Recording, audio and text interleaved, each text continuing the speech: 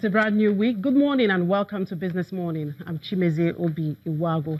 Well, the calendar for this week looks tight for business and business people, but noteworthy is that today the NASD OTC Exchange will hold the Nigeria-Canada Investment Summit with a theme, Fostering Strong Business Partnerships into the Future in Abuja. And on Tuesday, November 6, Bonds, Loans and Sukuk Nigeria 2018 is scheduled to hold in Lagos. This is Nigeria's only annual debt finance event covering developments of both on and offshore markets with an audience of over 300 government officials, corporates, banks, funds and advisors. It connects fundraisers with lenders and investors active within the Nigerian capital market space. Meanwhile, this week, FMDQ OTC Securities Exchange is celebrating its 5 years of bringing together Nigeria's fixed income and currency operations under a single market governance structure. Precisely on Wednesday, November the 7th, FMDQ will be 5 years. Now, a number of activities have been lined up for this commemoration, part of which will be the hosting of the maiden edition of the FMDQ Gold Awards on Friday, November 9. And don't forget, the FMDQ OTC Securities Exchange, in collaboration with Channels Television 2 years ago, launched the FMDQ OTC Channels TV Ticker Tape, the first of its kind, bringing you up to speed with bonds, treasury bills, and currency trading on a daily basis. And so, we at Channels Television congratulate FMDQ OTC Securities on its 5 years anniversary. Now let's look at some of the developments in the equities market. Well, last week on Friday, to be precise, Unity Bank notified the Nigerian Stock Exchange of the release of its full-year results for 2017 and the quarterly results for 2018. Also on that day, the suspension of the trading of the shares was lifted. Well, let's talk more on this lender. I'm being joined by the CEO of Financial Derivatives Company, Mr. Bismarck Rwani. Thank you very much for joining us, Mr. Rwani. Now, looking at your slide, it says calm after the storm. Yeah. Was there a storm in the first place? Yeah, there was a storm in the sense that 2017 numbers came out. They were pretty dreary. You know, there was no question about that. There were delays in releasing the results because of multiple regulatory jurisdiction. In other words, they're regulated by the Central Bank of Nigeria, regulated by the Nigerian Stock Exchange, as well as Security and Exchange Commission. When you have multiple regulatory, you must satisfy all of these regulators before you go public. In other words, the Central Bank has to approve the financial statement, then you release it to the stock exchange, and then to shareholders. That was not done promptly.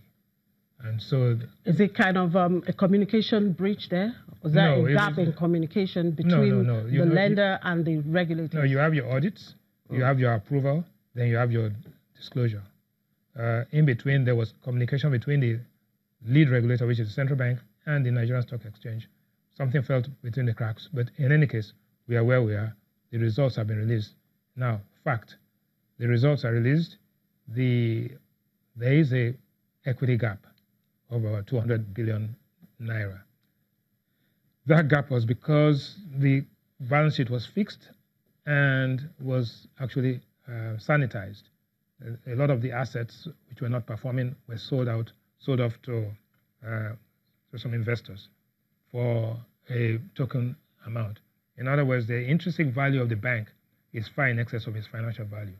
Now, looking at the bank and its performance over the last 3 quarters, which is taking that without the overhang, the bank is doing better.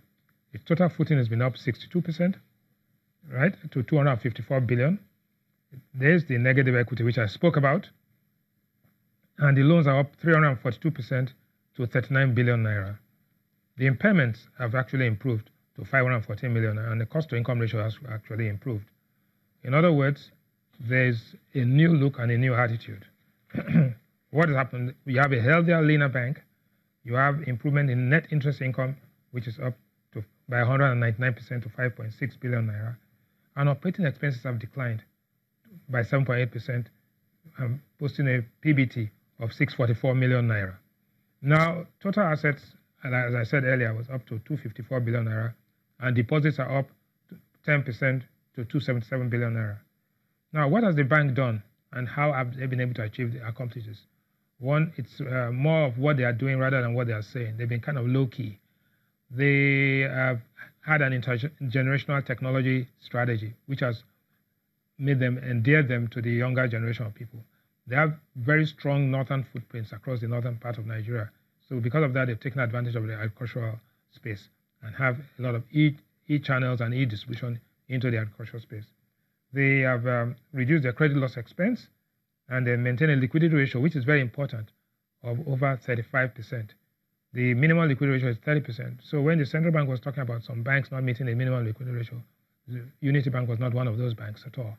So, and now the thing is that the stock price is the present value of future earnings. If you take the future earnings and project forward, extrapolate into the future, you find that stock price is hugely underpriced.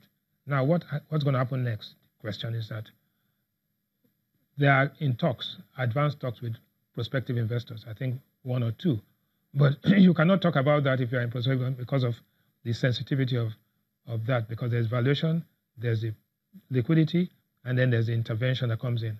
So all things point to the outlook being relatively positive, but there's a lot of work to be done. So nobody should be fooled. Where are they now in terms of their recapitalization plan?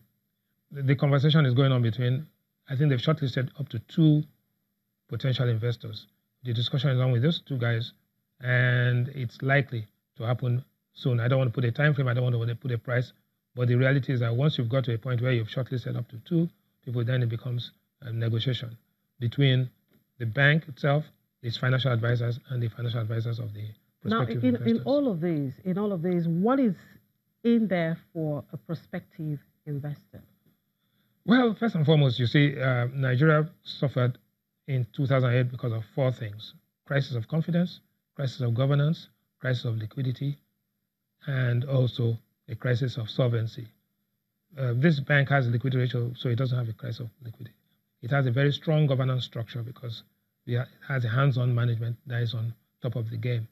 In terms of, so there's liquidity, there's governance. In terms of confidence, the confidence is building, and you can see that because of its loan-to-deposit ratio and all those other things. The solvency issue, which is a negative capital, is what is being addressed. So all that being said, what an investor should buy into weakness and sell into strength. Typically, with this kind of thing, if they get everything right, then you have a lot of upside. But if they get everything down, because the price is actually reflective of the financial value, you don't lose that much. So what's the true value of the true value is far in excess of you see, what you have is brand value, intrinsic value, and financial value. The financial value, you've taken off all the toxic assets. So you have a negative net worth there. But whoever buys it, those loans that have been sold off for token, whatever you recover becomes additional equity and additional profit, together with the capital that is injected by the new investors. So net, you're going to see the bank, go in that upward trajectory, all things being equal.